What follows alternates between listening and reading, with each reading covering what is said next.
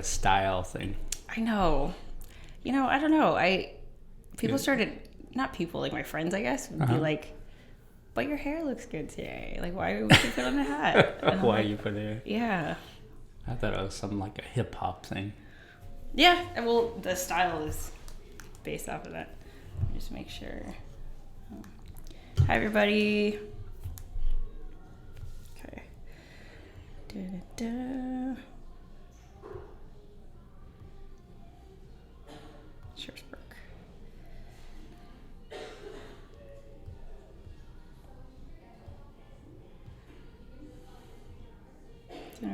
Tuned in. Oh, here we go. Hello, test. Ads. Seriously. What is that? An ad. Okay. Do you get paid for that? Yep. Oh, perfect. What is that? Yep. Okay. Hello, everybody. Okay, so we are good. And let me pop the chat out. Hi, Twan. Pop out chat. Perfect. Okay. How are you doing? We are doing great. How are you doing? I'm great. Awesome. So, right off the bat, sorry about last week. Me and Daniel were bummed because we know that, hey, Steven, we had a great discussion going on, and we had no idea that it was cutting out, and he continued to answer the question, and we continued to talk, and we had no idea that that we had a bad connection. So I apologize for that, but he is interning with me, so he'll be on a future one, and we'll probably do several vlogs soon. So apologize for that. But today I am joined by my mentor, Sid. No. You guys should know him by now. And the reason why I have him here today is because I actually have an actual question. I have an actual issue that I wanted to talk to him about. And we were saying that it might be insightful for you guys to actually observe one of our actual brainstorming sessions so that you could see how this mentor-mentee relationship works. I guess in a real example rather than just kind of us theoretically telling you. So that's where we are today. So of course, anytime if you have questions, feel free to jump in. We've got the chat up, and I'm back in our normal spot where we do the YouTube live show, so shouldn't be any problems. But yeah, okay, cool. So first of all, Sid, how are you doing? I'm good. Tired, long day. Yeah. Had a big coaching session this morning where we had about 5 or 6 people coming out, and I'm building my whole chair, my Vistage chair group. So I had 5 people that I had invited to this breakfast thing. So yeah. How is it to do group coaching? It's good. I mean, the one of the things that I'm doing in coaching, I'm doing CEO peer-to-peer coaching. So we get together, about 12 to 16 of us, and once I build the group, there'll be about 12 to 16 of us, and we're going to meet once a month, and we're going to really try to help each other's business. Right. So we become each other's advisory board. Oh, that's cool. Yeah. Oh, that's so cool. And this group that I belong to, that we're following this format, they've been around for about 60 years in this process that's, very well thought out. And then there's, even though nobody knows about us, there's 22,000 members around the world. So it's a really 22,000 CEOs. Correct. Wow. Yeah. Very cool. So, yeah. Awesome. Cool. I had a big event this morning, so. Yeah. Cool. Well, so hello from Sao Paulo. We're out. That's awesome. Wow. Really enjoy your videos, and Heather. London. Yeah. Keep doing I Miss Good content on YouTube. Alvaro? Will do. Thanks for watching. Wow, global audience today. So, we jump into it. How do I explain this? So actually, we haven't prepped at all because I wanted it to be as genuine. You're going to see us fumble around. Yeah, so. I wanted to be as genuine as possible. Right. And it's been a week since we last spoke, and a lot has happened in the past week. But to kind of fill you guys in the backstory of what I want to talk to them about is my YouTube channel. specifically that you guys know this. I started out my YouTube channel as just purely to document my own journey. Like it's seriously like a video diary is what it started out to be. I had no goals beyond just that. And then I started making tutorials and my audience started to grow. And really, you know, towards the end of last year, the momentum just kind of shot through the roof. And I realized that, you know, I have this like natural talent for vlogging and I really, really enjoyed doing it. And I started just doing different things. Like I started vlogging in Iceland and started doing interviews and YouTube living and stuff like that. So I just started to like play around with it a little bit. The business that I initially had started this journey about was Sharespark Media, which is to promote digital literacy.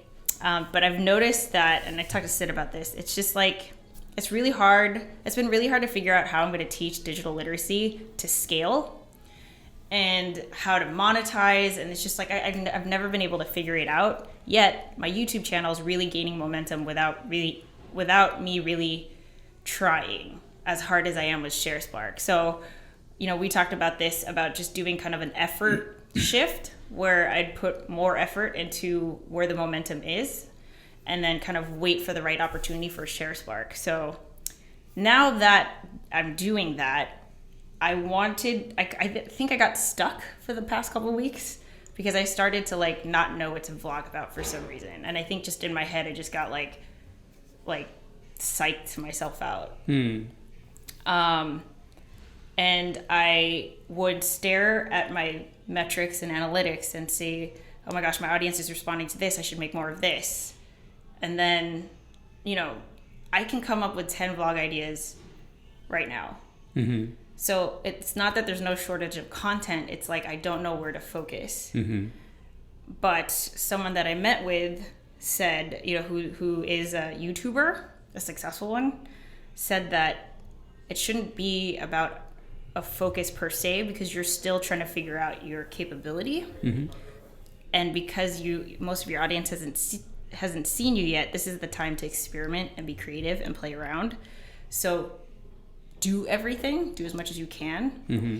But also, the thing I've struggled with most on this entrepreneurial journey has been the entrepreneur side of things, which is the business side, the monetization, and how to make money.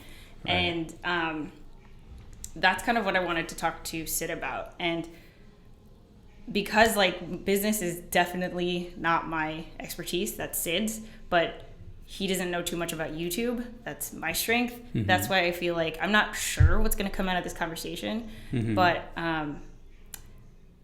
it's new to like both of us, you know? Right. So I think like that's, I'm like excited about it. Mm-hmm. So, you know this, I do affiliate, there's YouTube ads, which mm-hmm. I know that you guys know, but that doesn't bring in, that's like chump change, like $80 a month. Mm.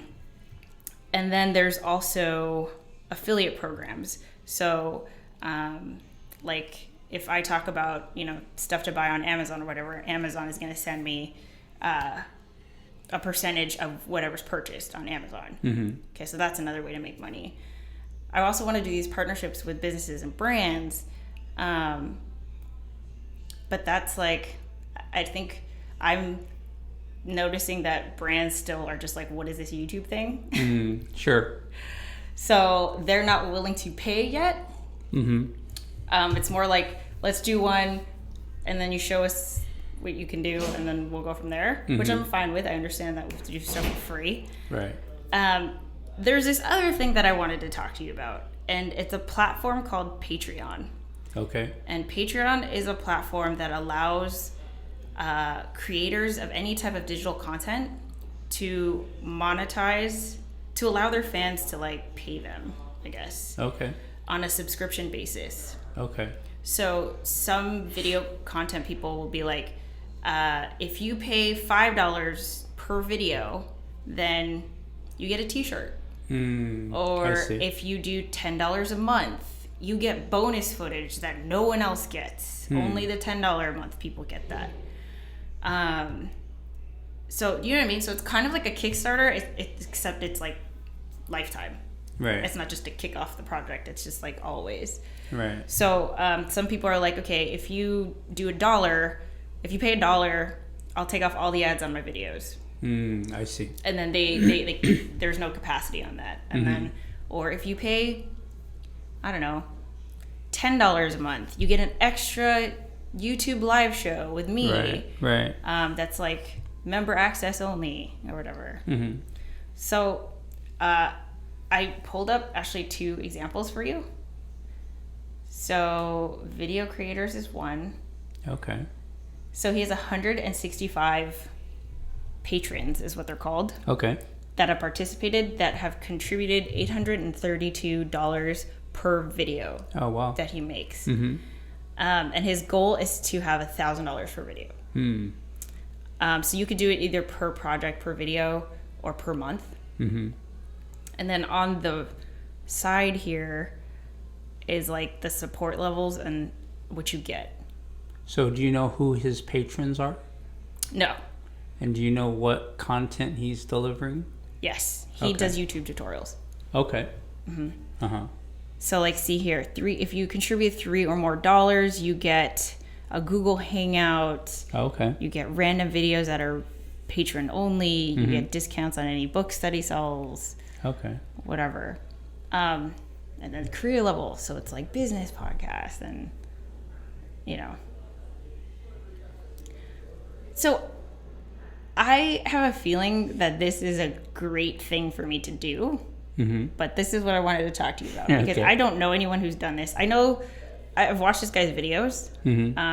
But that's it. Like I don't actually know someone who's on this thing. How did you hear about this? I can't remember. Okay. I think it just like here and there. I was on Twitter or something, and it's actually pretty popular. But it's kind of like GoFundMe. A lot of people have a GoFundMe, but like how many are successful? How many have reached their goal? So that's why I wanted to make sure that, like, I don't know. I just wanted your guidance. Thoughts. Yeah. Okay. Exactly. You ready? Yeah. You ready for my thoughts? I am ready for your thoughts. Okay. So, usually when I hear about a new idea, especially if you don't really know that much content about the new idea, what I want you to do is I'd want you to kind of do some analysis and kind of put together a business plan. Sorry. That's okay. Put together some sort of like it doesn't have to be a business plan, but just kind of some sort of a statement where you actually kind of do some research and do some analysis on the platform. On the platform, who's using it, the basic monetization questions about, okay, what is the demographic of your customer? What are they going to be looking at you to provide from a content perspective? So if I were to compare this idea to another idea that you had about a month and a half ago, which is Teachable. Oh, I have to do that too. That's still on my... Yeah, no. But then it's kind of the same thing. Is that I think when you were first telling me about Teachable, I don't think we actually engaged in this conversation. But the things that I was thinking about is, tell me a little bit about this model. Tell me a little bit about how you're going to be generating revenue. Tell me a little bit. So even though we didn't talk about it, this is what I was thinking. So one of the things that I want to ask you now in terms of this and Teachable, how is Teachable different than this? Not so much from a platform, but a revenue generation idea. So Teachable is still something that I am doing. I am planning to set a timeline today. And that is it. The class that I'm going to put on there is called From Zero to Video Hero. And it's basically to my target demographic is people who want to, they want to use video to share, to build a personal brand. Okay. because that's what people pay me for. That's what people ask me questions about, and that's what I've done. Right. So that's what. So this is a good example of what I'm talking about. So when I talk to you about Teachable, or even when you first mentioned Teachable to me 6 weeks ago, 2 months ago, you kind of had a pretty good idea about what the platform was, how you're going to actually make money. In fact, you even came forward with an example of this person did this and their class took off, and even in one of your sessions you actually did that. So what I would want you to do is to at least get to that same point with Patreon. Yes, Patreon. Before you spend too much more time and energy on it. And then the thing that I would recommend that you don't do is to spread yourself too thin.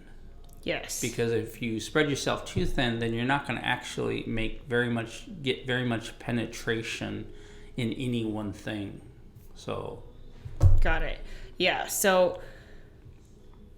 Yeah. I see. That's why I'm kind of just like, I get stuck. Because it's like, I wish I could just clone myself and do everything. But obviously, like you said, I can't. And I don't want to spread myself too thin. Teachable is a one-time thing that I set up. And so is Patreon. I just have to, it's like heavy time investments on both. So for Teachable, I think I mentioned this, they encourage their teachers to pre-sell.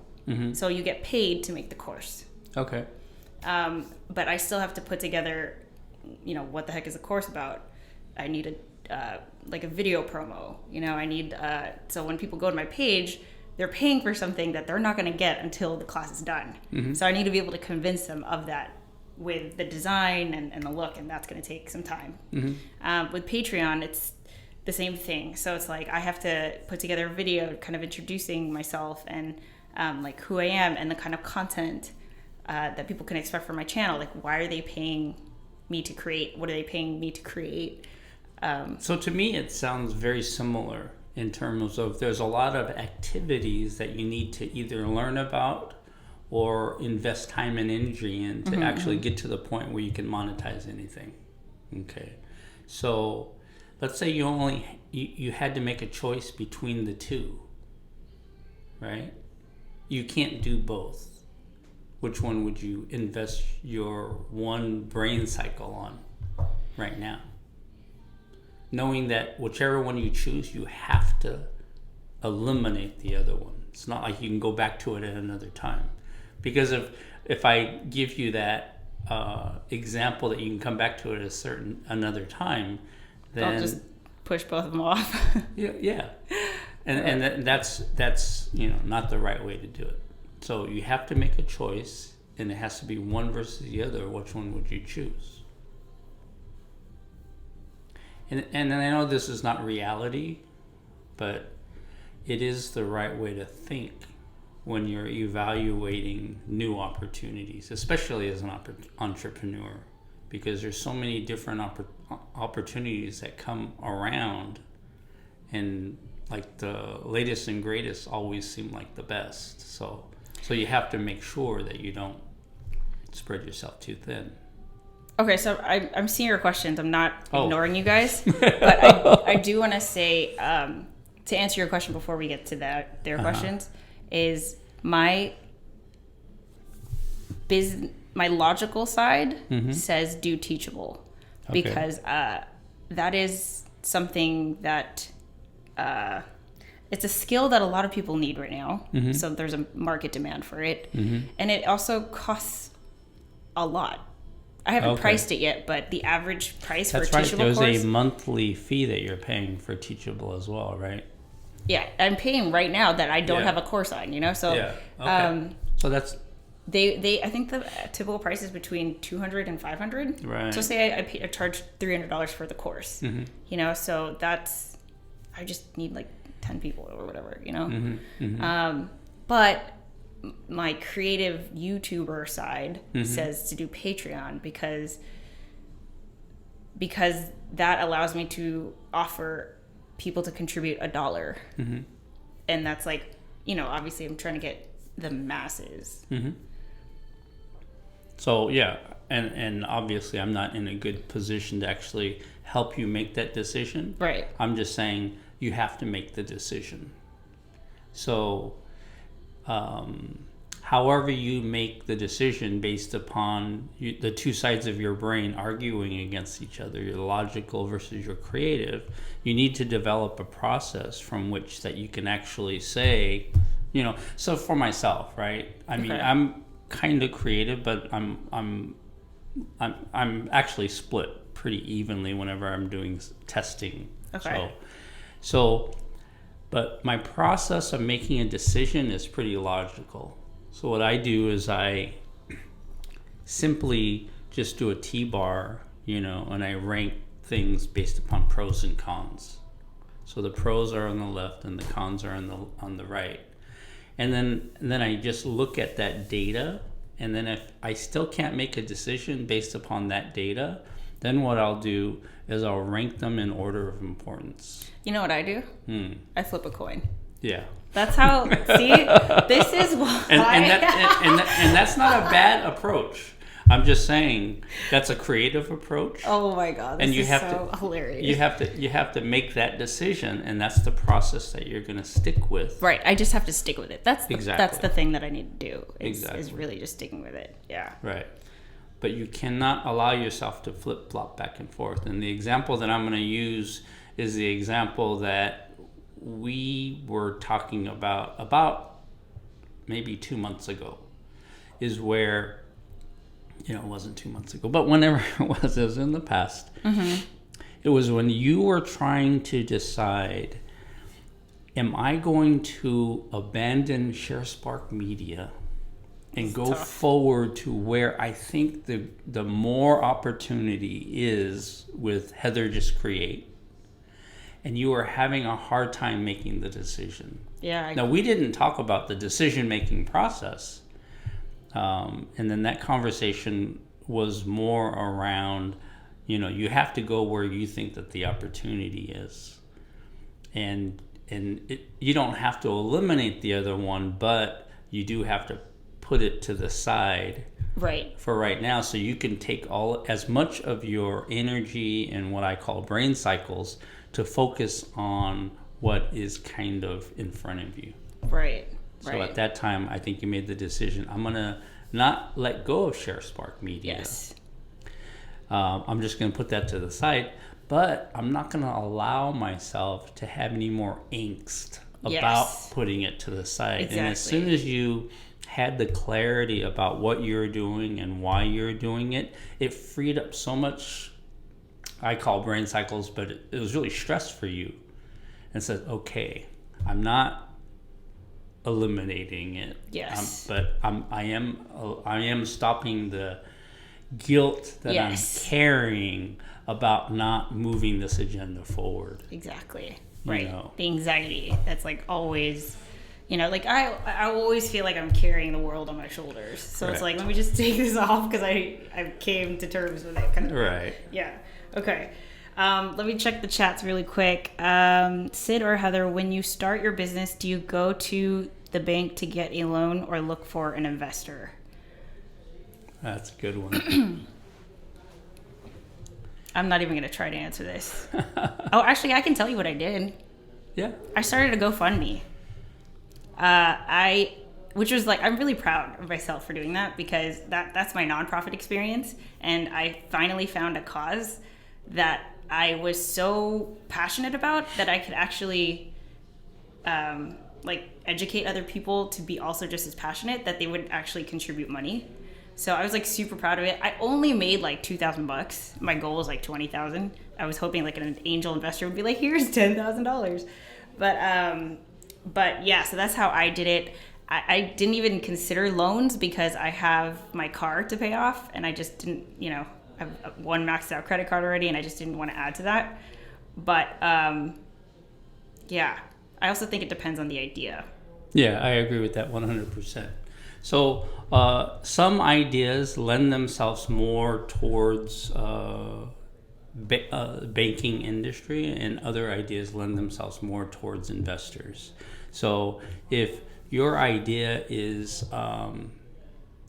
asset rich, where you're actually building something, and a bank or a financial institution can actually understand it and feel it, and What's an example? Example, Like a restaurant? if you watched the McDonald's one, The Founder, right?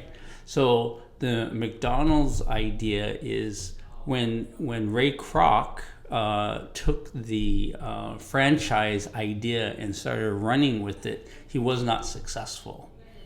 And he was not making the money. In fact, he was losing money because the amount of money that he was getting from the franchisors was not enough from the McDonald's brothers that gave him the rights to the franchise. It wasn't until a mentor came in and told him, your business model is completely backwards. You really need to, as you sell a franchise, you need to own the land that you're selling it to the franchisor. You own the land and you lease it back to them for 20 years. As soon as he did that, then that's something that a financial institution or a bank can get behind. That's an because asset. it's an asset. Right? It's an asset they understand.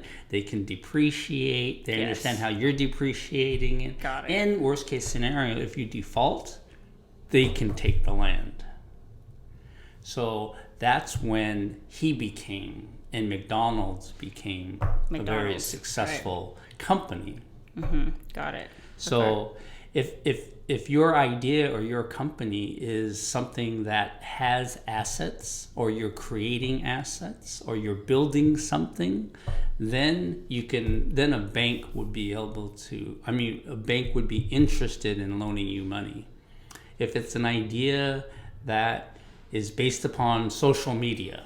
Yeah, that's like, what does that mean? A bank is not gonna be interested, because there is no asset that they can really understand. So then that's when you're gonna have to put together a investment sheet. I forget what it's called, but a one-pager where you can go to investors. It's an investor. Yeah, and you can talk about your idea and the reason why it's going to be such a good idea, and right? Why because people invest. Yeah, because there's all kinds of investors from every industry. Those that are interested in tech, those that are interested in more creative stuff, and you just have to find where they are. So. Right, and right now there's a ton of investors out there that are looking for the next great idea. So. Right, cool. Video guy, what's up? Did you see my text? Yes, I did. I will get back to you.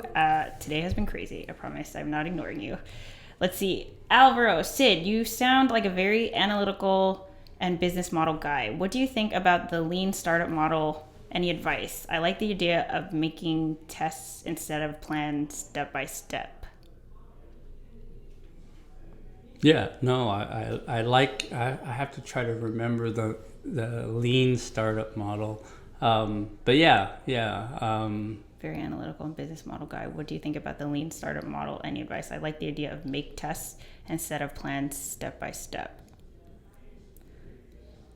I don't know what the lean startup model is. Yeah, I just last year I read the book.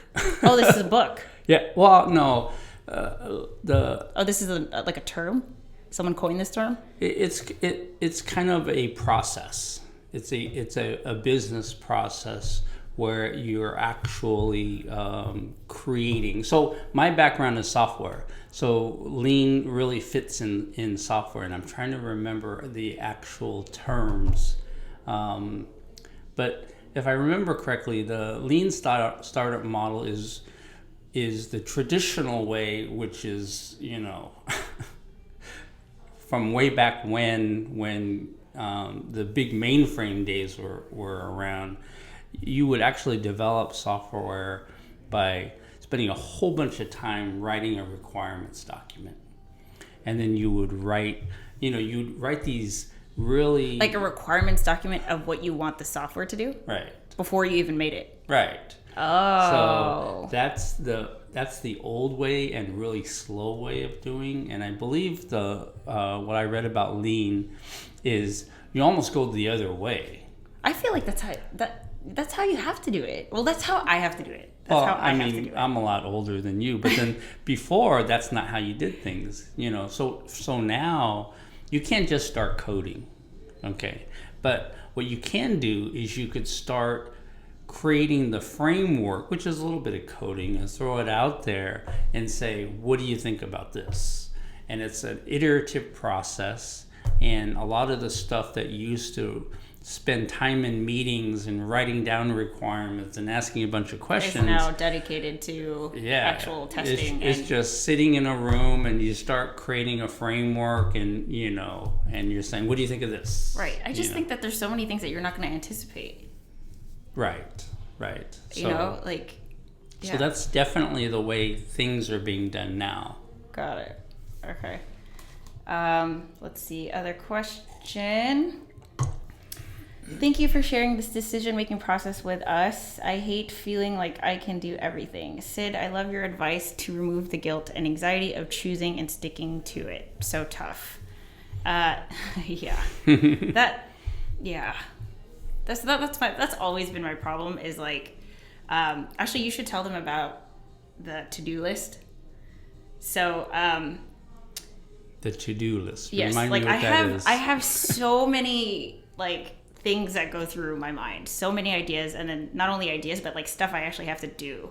So, I'm also the type of person, if you looked at my laptop, I always have tabs open that I'm supposed to read this article when I get a chance and stuff like that. So I would have Trello or whatever my task manager is and write all these things, but then there's stuff that's been on there for months just because I never got around to it or whatever. And Sid actually said that by having all these things on my to-do list, it's weighing me down. And he said that I should approach it that if put an expiration time. So if your thing has been on there for say a month, then you take it off and you just don't do it. Is that what you said? Yeah. This is time management. Yeah. Yeah. So, and I guess to a certain extent, stress management. It's too, totally right? Because it's I always say, oh my God, I have so much to do. I have so much to do. Yeah, because as your to-do list gets larger and larger, and then there's visually, I'm my gosh. And then there's stuff on there that you continue to beat yourself up.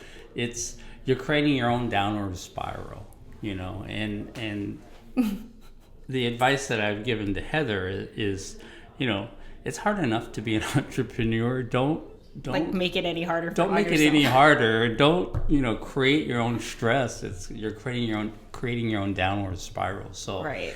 So let's take a big step back. Okay, so one of the very first issues we talked about was because initially when we first started talking, I hired her to help me with my social media, right? Yeah. And then through that process, then I started asking her, would you mind if I gave you some input here and there? So for those of you that are mentors or want to be mentors, make sure that you don't think mentorship is something that you impose onto somebody. Definitely. Because they have to come to you, and if they're not willing to come to you, then you actually don't have anybody to mentor. Yeah, because they're not open-minded to the opportunity to begin with. Right. So, but as a mentor, if you're thinking that, but I could help this person to be so much more efficient and they won't have to make the mistakes that I see that they're going to make a mistake in, and that kind of stuff, you're thinking completely wrong as a mentor. So, but let's take a step back. Oh my gosh. And so when we started talking about Trello, it was because Heather had so much on her to-do list and it wasn't segmented at all. And I assumed that she had everything buttoned down, from a monetization standpoint and financials. Is it okay to share this? Yes. And I love that you are, because this is when me and Sid, I just barely met this guy. And I wasn't about to tell him, I'm doing this thing, I'm thinking about doing this thing called Postmates because I'm broke as F, I wasn't about to tell him that. That's where we ended up, yeah. Yeah. But I mean, and even that's a great example. So we'll get to that one in a second. So So then what I did is, when I knew that she hadn't actually made a clear dividing line on how to monetize her activities to the point where she can actually pay her bills, I said, do you have some sort of software product that you actually manage your tasks with? And she goes, oh yeah, Trello. Have you used Trello? And I said, no, I haven't used Trello. Tell me about it. And it sounded like the perfect tool. And I said, so for Trello, what I want you to do is I want you to create a separate to-do list or a separate, area of management, and all you do is just focus on generating revenue.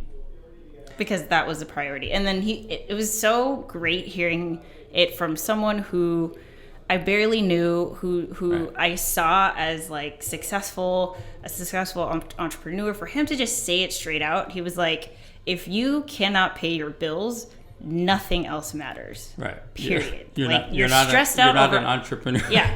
Like nothing, all these ideas you're worrying about, Right. gone, and Right. it's like that's what I wanted to focus on. That's clearly what I was focusing on. Right. But I remember the day vividly. Pulled out a piece of paper and he's like, let's do this. So Right. yeah. And it was just saying, okay, how much money do you need to make To live. to live, right? Yeah. And I said, you can even look at it from a minimalistic standpoint. It's not like to live so that you can go on vacations and you can do all that. What do you have to do to pay your bills? Yeah, bare minimum. And then as soon as she did it, and you did it within a day, which blew me away, right? But as soon as you did that, you could just see her face was just like uplifted, and it was like, oh, that was so simple, and it was like, it was like such an epiphany, honestly. Yeah. So but all it was just spending a little bit of time and energy and just taking a part of her life that actually is really, really important, and just spending a couple hours on it, and then creating a plan. And then as soon as she saw that target number, I need to make $200 a month in order to pay my bills. And I know it was more than that. And then I said, how are you going to do that? And then this is when she was going into the Postmates stuff. And I think there was a whole bunch of other stuff that came along with the Postmates stuff. And I think this also helped in that. I said, you have to figure out a way to make the minimum amount of money to pay your bills. So if Postmates is one of those things and it fits right in there, who gives a fuck? I didn't actually say it that way, but this is what I'm thinking. What does it really matter? Right, because it doesn't really matter. And then I asked her, can you actually make enough money with Postmates to actually cover that number? And she goes, oh yeah, easy. Yeah. And then everything seemed to have more clarity. And that's the thing, because that's what it was. And that seemed like a long time ago, and that was only how long? 6 months ago, whenever. It was like July, but yeah. The thing is, that's why it's so funny for us to look back on, because I cannot describe to you how stressful this process was. It's so simple to explain to you, like, oh yeah, duh, you have to put together a plan, or like, yeah, do Postmates. It's not something that you have to think about, but seriously, like, it is something that I really, really struggled with, and I'm not sure why. I think like, that's something that you could probably read in a book, or I don't know, like someone else could have told me that, but it was just like the right time, and then like the organic realization in my own head, and it just like all of a sudden made sense. So and this actually, if you haven't seen the mentor video, there's a really key point in there, is that the right mentor, it has to be somebody that you could actually listen to and that you like.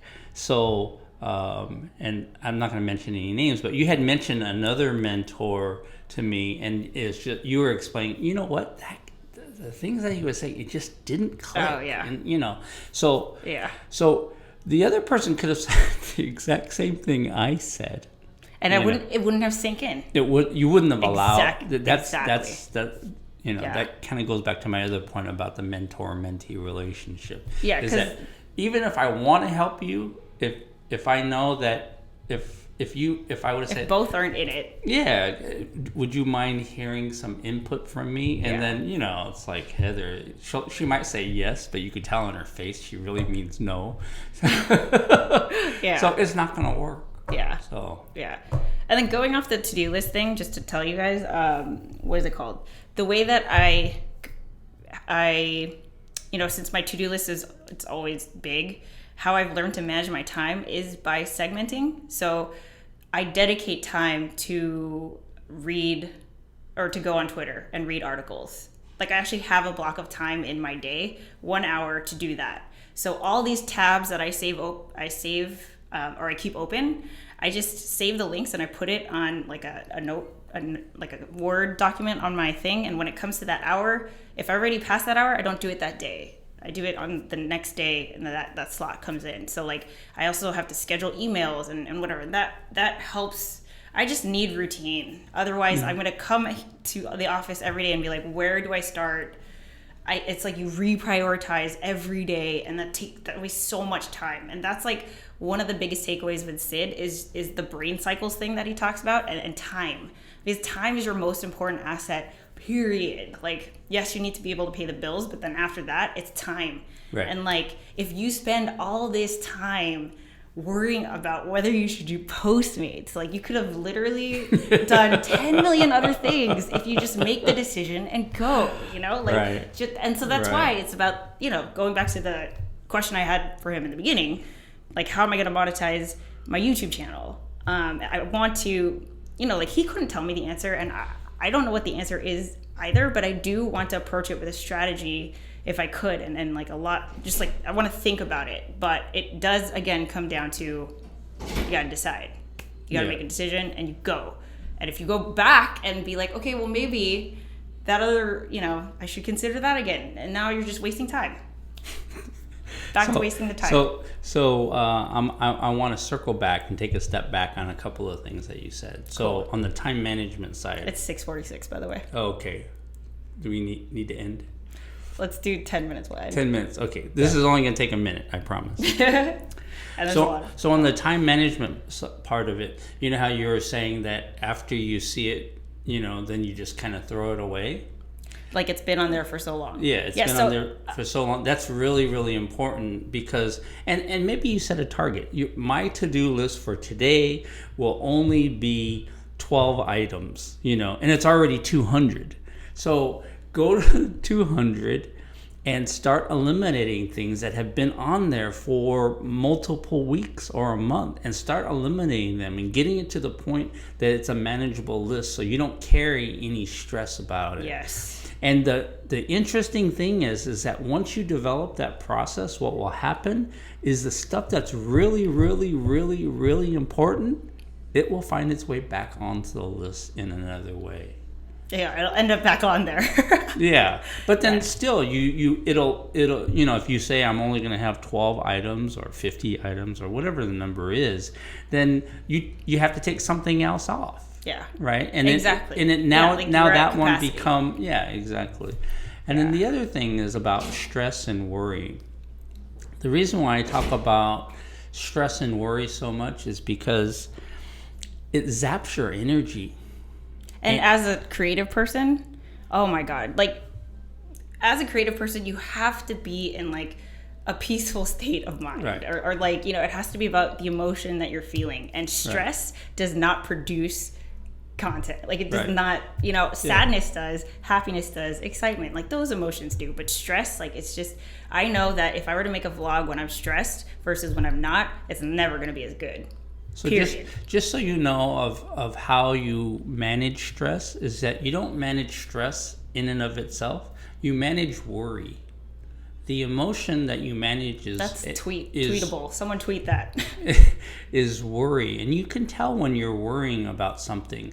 And then if you worry about something long enough, then it becomes stress. So you manage your worry. And what happens is when you worry too much, it actually restricts your blood flow in your brain. See, this is like a physiological thing. Yeah, it's physiological. So what happens is you can't be creative when you're overstressed. So it's like, And if you really want to be successful, this is why it's so important. This is kind of like, dotting your I's and crossing your T's. This is really basic, but you need to know your self enough, bless you, about what you worry about and manage that. Because then if you can manage that, then it frees up your brain cycles, and you're going to be able to be so much more creative, and you're going to be able to exponentially create more. See, and going off of that, what I was doing, like when we first met, was like denying it almost. Like, right, I got money taken care of. I'm not worried about money. That's why I didn't think of it. Yeah, because I was so good at playing it off. Right, and then later on, lying to myself and you. Exactly. And when she started stressing about it, I go, honestly, I just thought you had all of that buttoned down.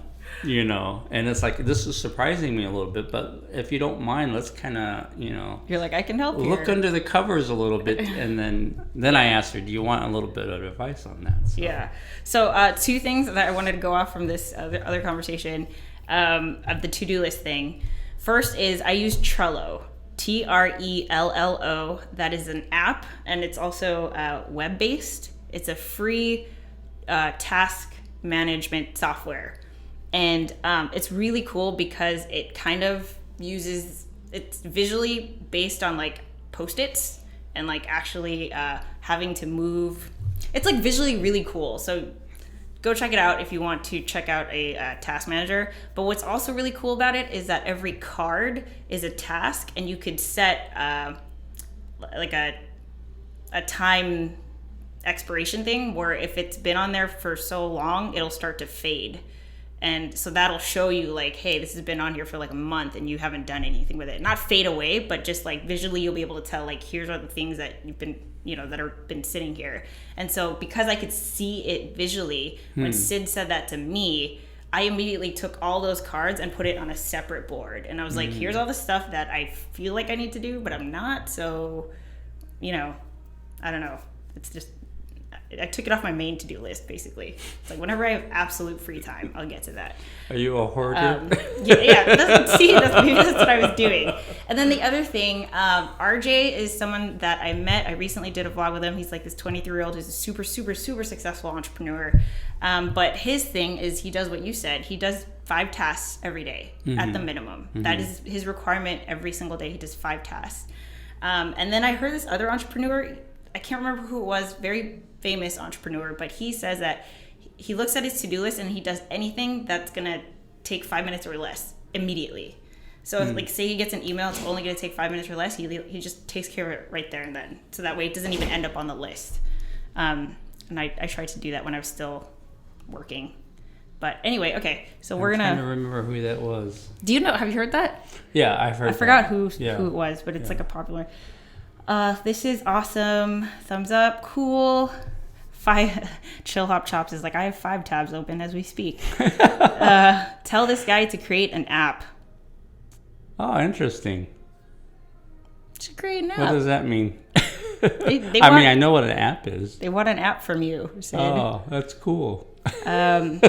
What do you guys think about the book Rich Dad, Poor Dad? Oh, I love that book. I've never read it.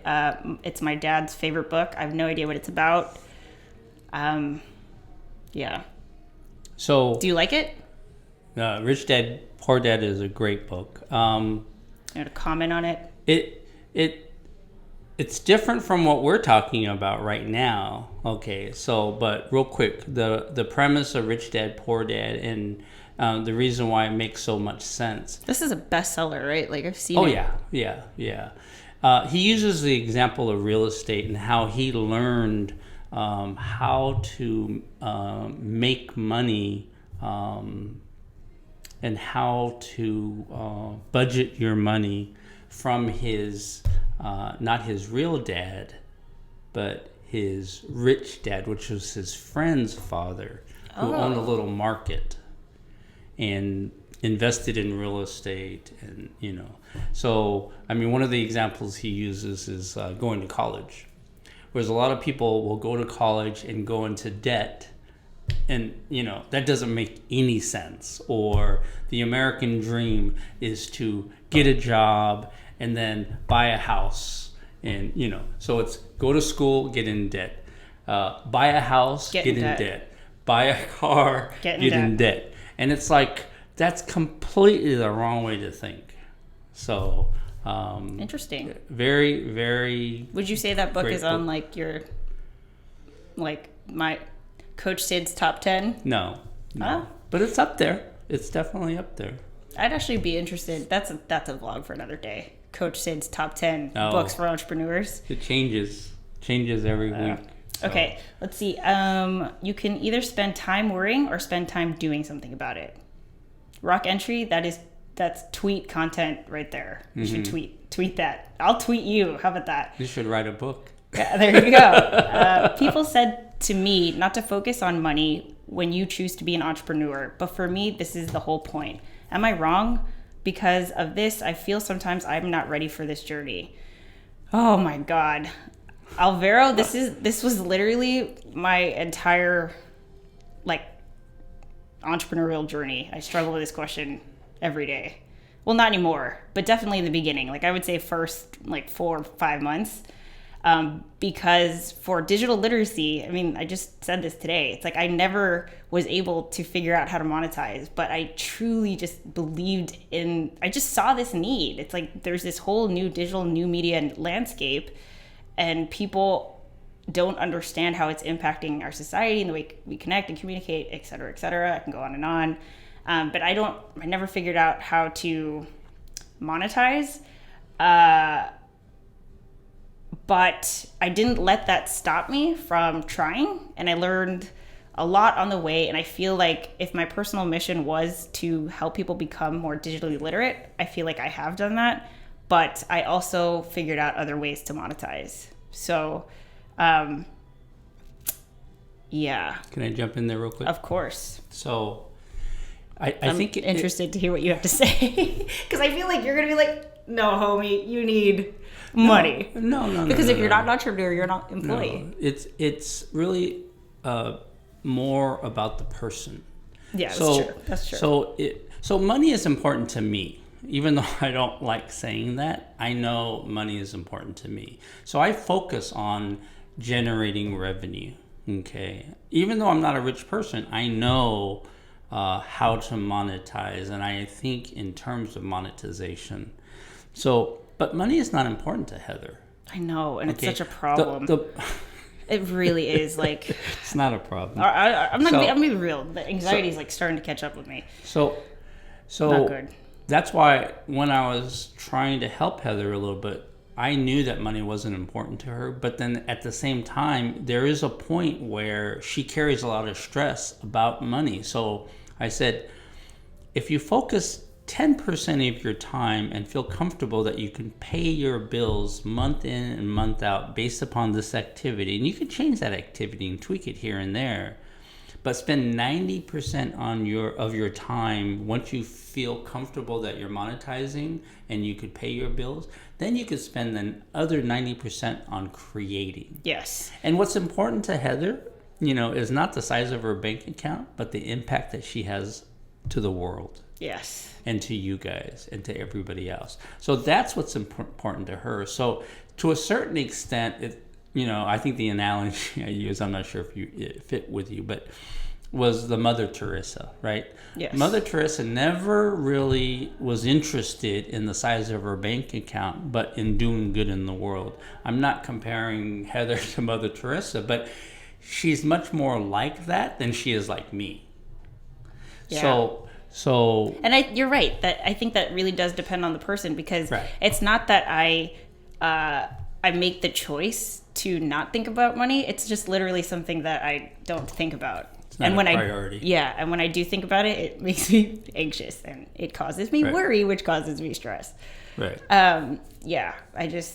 But like you, or I know plenty of entrepreneurs where it's only money, and it comes so easy for them, and they're just boom, percentages and dollar amounts, and I'm I don't know. And their whole day, their to-do list is all about to maximize generating revenue. Yep. Mm-hmm. Right. Yeah. You know what? Rock Country had that thing about what's your daily routine from the time you wake up to the time you go to sleep. So I'm going to not answer that question, but I'm going to give you a little bit of tip that's really helped me. Okay. So the tip that's really helped me in planning my day is to utilize the last hour of my day. Okay. So what I do is the last hour of my day, what I do is called next day planning. So I start to tee up in the last hour of my day before I go to sleep or leaving the office. I start teeing up the next day. So if there's something I could do to help tee up the next day, then I'm going to do it right before I go to sleep. Okay. So here's what it does for me. Okay. You have your conscious mind and you have your unconscious mind. So your unconscious mind is awake at night. Yes, dreaming or having nightmares, depending on what your brain is. So you can actually set a trigger of what you're going to be teeing up for tomorrow morning and allow your unconscious mind to actually process it. So when you wake up, you'll have more clarity in what you need to do for the rest of the day. So that last hour of the day for me is really, really important because it tees up and adds so much clarity versus, so I don't wake up worrying about what I have to do today. Because that's a waste of time. Yeah. Well, it adds stress too. Yes. So it's like the I reason, wake up and I have clarity. This is why I'm laughing at this because the daily routine, oh my God, I miss it so much. It's probably one of the things I miss most about being an employee. Right. I was a damn good employee. Like at every organization I worked at, they would sing my praises. My last boss called me a revolutionary. I love working and I love being busy. And the last hour of me working at the office was definitely that. I would have already had my to-do list in priority for the next day, ready, so that when I came into the office, I didn't have to think. I just execute. I just do. Right. As an entrepreneur, all that's out the window. If you follow me on Snapchat, don't listen to her. If you follow me on Snapchat, you know I have trouble sleeping. Literally, I'm at 3 hours a night now. Yeah. It's been a struggle. You need to fix that. Yes, and I don't know. It's like I'm just worrying about all these things, I guess. I don't know. You want a tip on that? Yes. Okay, so what you need today is March 1st, so I don't know if you know this, but February was probably the worst month so far on my entrepreneurial journey. That was just really hard. Why is that? Just because I'm going to vlog about it. I recorded it. I have to edit it tonight. Okay. So tomorrow you'll see. Okay. But every time, I've had 3 major, down cycles. Oh, really? Throughout this entrepreneurial journey. Usually she tells me about these things, but... Well, you were part of the... Well, not you were part, but you witnessed, I think, the second one. The first one caused me to quit my job. So, yay, because I ended up starting this journey. The second one was in August. And if you've been watching me, you guys know I talk about August, and I say it like August. Oh, my gosh. Because I felt so alone. I felt like no one cared about me and what I was doing. But then it just hit me like that's kind of the beauty of it. Because I know that's kind of like a lonely thing to say, but because I realized that what people thought didn't affect my capacity to create, I realized that I was the only person holding myself back. And boom, the clarity just came to me. It's like, I don't need mom or dad's approval. I don't need these people to, it was during a time where a lot of my friends were getting engaged and doing all these real life things that I wasn't doing. So, it just made me felt like I wasn't doing the right thing. And you're spending a lot of time thinking about what other people are thinking. Yep, and exactly. That was Postmates. It was during that time. Right. Okay. I remember that. Yeah. Yeah, and then so this past month though was a monster. This is and I will explain in the vlog my revelation for this, but I'm so excited because today's March 1st. And I just feel good, man. Cool. I feel good. But anyway, the point was that you were about to give me a tip on how to have less worry. But I feel like I'm already going to have less worry, and I feel like I'm going to sleep tonight, hopefully. Cool. But what's you want the me tip? to give it to you? Yeah. So Okay. when I'm awake at 3 a.m, I'm gonna be like, "What's Sid's tip?" Let's save it until next week then. No. So what I would do is, as an employee, it was easy for you to understand the box because your employer drew that box around you. Yes, I do not have a box right now. It's like this blob. Yeah, so what I would do is I would draw the box. And I think it's very similar to how we separated Trello, for monetization, so you can meet your nut every month. So, but in a larger context, what I would do is I would try to figure out a box. Maybe the box is small, but I would figure out a box that you can operate within, similar to the way Rockin' Tree is asking, what is your daily routine? So, and let's say 50-60% of that is within that box. So draw your own box and try to operate within that own box. And then I don't know how to draw a box, man. Oh. Like, seriously, it's like, okay, so here's the thing. Like, I asked, this whole conversation is based off of like the monetization. Mm-hmm. And actually I think that's the easy part because I'm pretty sure I'm going to go with, I was going to say Teachable, but then I was like, wait, am I? So I'm going to make this decision tonight. I'm not sure. Okay. But then it's just a matter of doing. Right. I see that now. But my problem now is that, like, okay, if I'm gonna really invest like 90% of my time into this YouTube channel, there's too many ideas. There's so many ideas. Like, so many people are like, let's collaborate. Let's do this. Let's do this. You should do this. You should do a video on this. Like, and now I'm struggling with like tutorials. So like, I have my Sharespark YouTube channel, which I haven't done anything with, but my most popular video has thousands of views now, and I'm not even touching it. Is on how to make a LinkedIn profile for beginners. And I'm like, okay, that should be a Teachable. It should be. Noted. But I was like, do I move the video to this channel? So let's talk about the box real quick. It's just like, I don't know where to draw the box. I'm gonna help you right now. Okay, go. You ready? Yeah. Okay, so you're listening, right? I am listening. We're way over our time limit. I know. So let's talk about this box associated with Teachable. Okay. Okay, so for right now, on March 1st, 2017, 4 and then 5 days, that is going to be what you're going to concentrate on. 2 days. Pick a time period. And you're not going to allow these other things to come into that box. They're still floating around, and they're still there, and the hoarder side of you can't eliminate it, right? Right. But 80% of your brain cycles, your time and energy are going to be focused on this box. And then pick that time period. If it's 24 hours, 48 hours, it'd probably be best if it was at least a week. For this week, I'm going to spend 80% of my free brain cycles trying to further my agenda for Teachable. How though? Because like so many people just like text me, call me, and like, and I think you know this. Like, I can never say no. So let's say we're an employee, right? Okay. And then you have your plan of what you're going to do today. Okay. And then your friends call you and say, hey, you want to go to Iceland? You say, no, I can't because I have this job and they paying me, and so it's the same thing.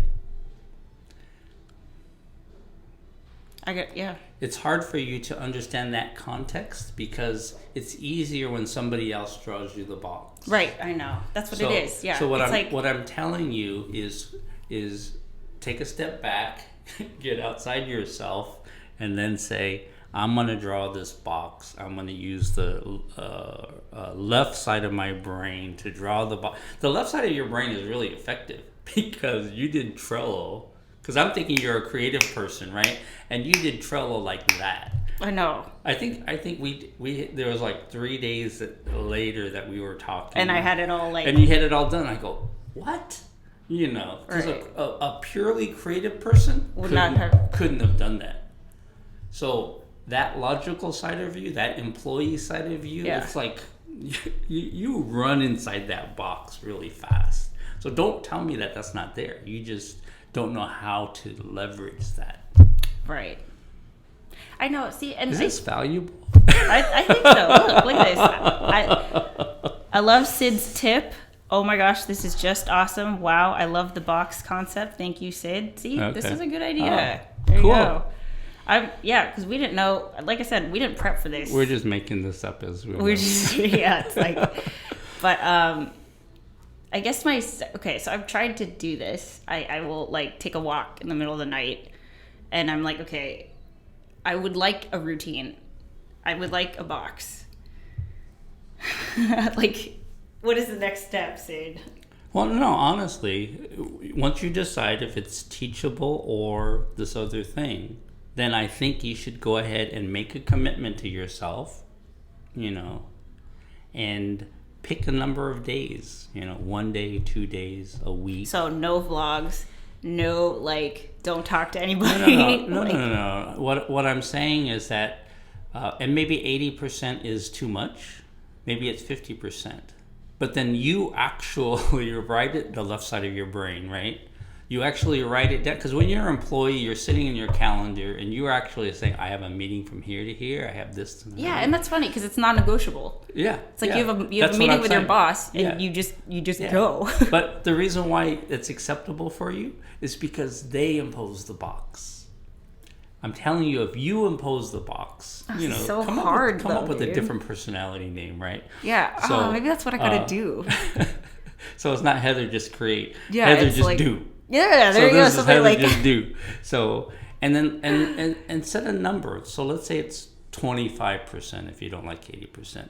So 25% of just an employee's day is 8 hours. So that's like 2 hours, right? Yeah, 2 hours.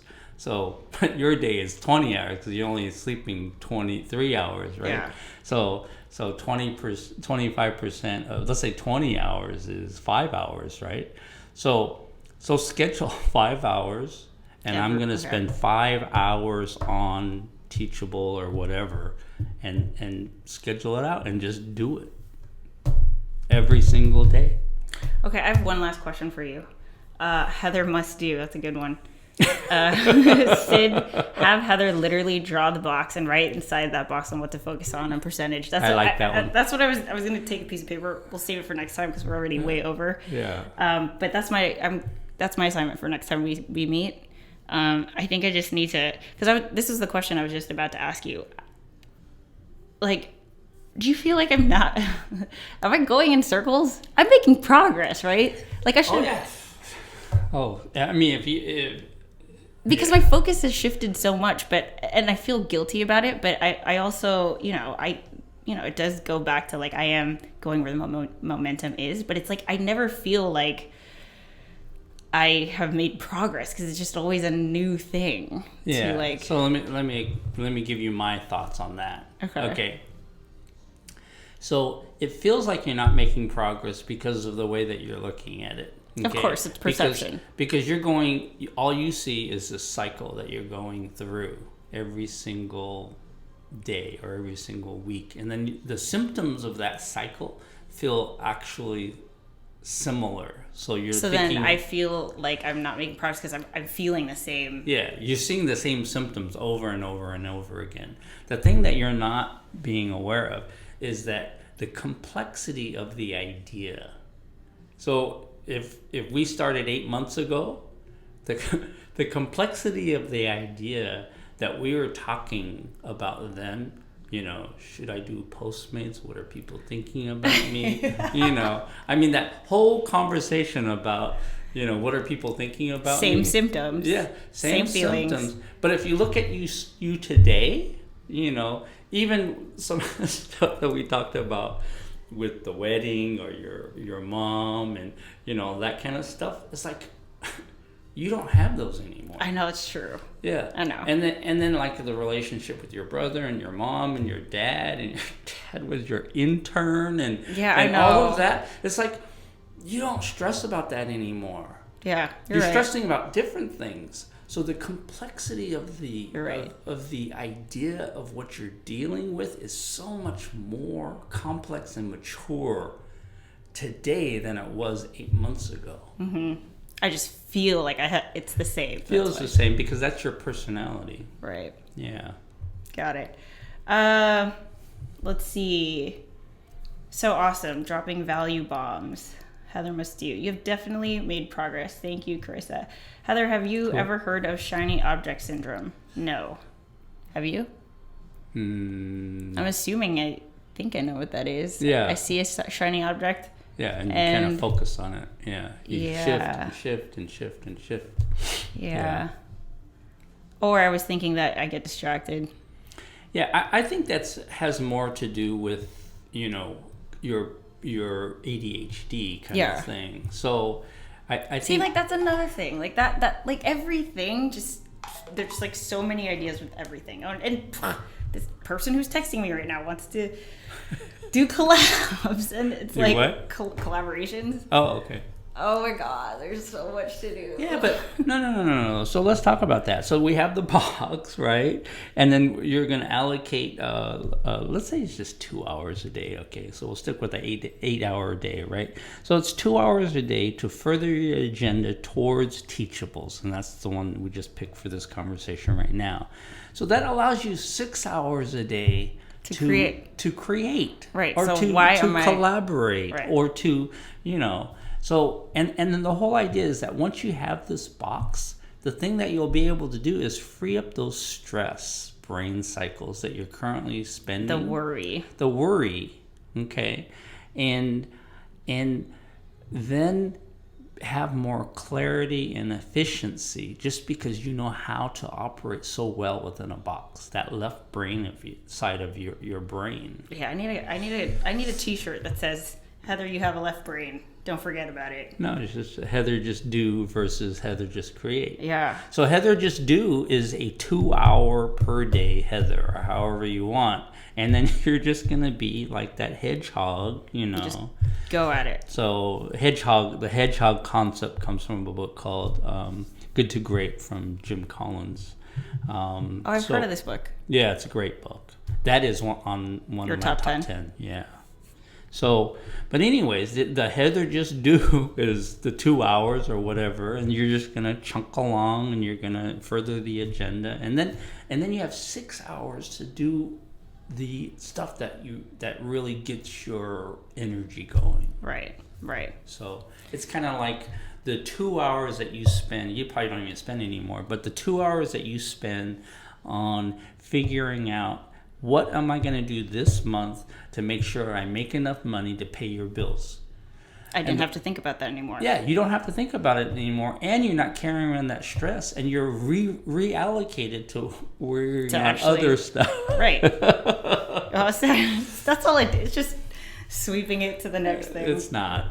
Because if you, like I said, if you look at the complexity of the stuff that you're worrying about before, you know, even though it sounds that stuff, like your family and worrying about what other people think about you, that is the worst stuff to worry about. What do you mean? Because you can't do anything about it. Right. It's in the power. It's like up to them. Yeah. So that's an idea of the complexity of the issues that you're dealing with. Because now I'm not thinking about other people. You're starting to learn, you know, and from where you were, let's say you worried about what other people thought about you, you know, 80% of the time. Now it's probably less than 10% of the time. Yeah, I really don't even care. So that kind of way of doing things is really complex. Whereas a lot of people can't actually even get there. Yeah, does that make sense? Yeah. Yeah. There's people that are always going to care about what people think. Yeah, and their personality, their condition is not going to be able to allow them to get to that level. It's kind of like for myself, right? I call myself Eeyore, right? Could you believe he calls himself Eeyore? I would never. Right, but then I've learned to accept my Eeyore-ness and to make it a positive. Yes. So it's same. Right. I same feel like I'm exact going thing. through that process of Yeah. You know. Let's just talk about worrying about what people think of it. I don't think you can actually eliminate it, but you can actually manage it where it's not worry, making it efficient, not turning it into stress, and then you can manage it. But then I think part of your basic DNA, like ADHD, the people that are really successful that have ADHD, similar to me with my earnest, they learn how to use those characteristics to help them. Richard Branson. Yes, exactly. Yeah. Got it. Okay. Thank you. Looking forward to the next Heather's Happy Hour, HHH. Sorry we went way over, guys, but I hope you guys found it valuable. Sid, thank you for being here. Oh, you're welcome. And thanks for tuning in, watching, asking the questions. This was fun. And I think that's it. Okay. Cool. Sounds good. If you guys ever have questions for Sid, he's more than happy to answer them. Like, we can always get together and do another live session. In fact, this one just came up today. Yeah. This wasn't, we didn't plan it. Yeah, I was just like, I think I don't know what to do my YouTube live on, but here's my idea. Let's do this. So. Or if some people say, hey, let's have another one of those, just let her know. And then, so just let us know. All right, guys. Thank you, Sid. Yep. Bye, everyone. How do I turn this off? That went long. Yeah. I mean, that